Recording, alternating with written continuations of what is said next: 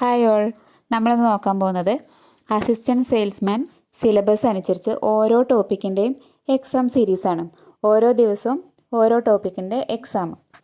Okay, ഇന്നത്തേത് യൂറോപ്യന്മാരുടെ ആഗമനം. Okay, മുമ്പ് ചോദിച്ചിട്ടുള്ളതും ചോദിക്കാൻ chance ഉള്ളതുമായ ക്വസ്റ്റ്യൻസാണ് ഉൾപ്പെടുത്തിയിട്ടുള്ളത്. വീഡിയോയിലേക്ക് പോകാം. വാസ്കോഡ ഗാമയുടെ പിൻഗാമിയായി AD 1500 കേരളത്തിലെത്തിയ പോർച്ചുഗീസ് നാവികൻ ആരാണ്? Pedro Alvares Cabral. ഓർത്തൂസ് മലബാറിക്കസ് ആരുടെ നേതൃത്വത്തിലാണ് രചന നടത്തിയത്? Henrique van read. അടുത്തത് ചേരുംപടി ചേർക്കാനാണ്. ഓക്കെ, വീഡിയോ പോസ് ചെയ്തിട്ടൊന്ന് നോക്കുക ഏതൊക്കെയാണ് വരുന്നതെന്ന്. 1799 ഏതാ വരുന്നത്? Tipu Sultan വധിക്കപ്പെടുന്നു.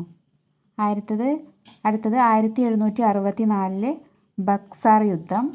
1628 Portuguese east India company സ്ഥാപിതമായി. 1664 ഫ്രഞ്ച് ഈസ്റ്റ് ഇന്ത്യ കമ്പനി സ്ഥാപിതമായി. അടുത്ത ക്വസ്റ്റ്യൻ നോക്കാം. ഓർത്തൂസ് മലബാറിക്കസ് ഏത് ഭാഷയിലാണ് എഴുതിയിരിക്കുന്നത്? ഏതാണ്? ലാറ്റിൻ ഭാഷയിലാണ്.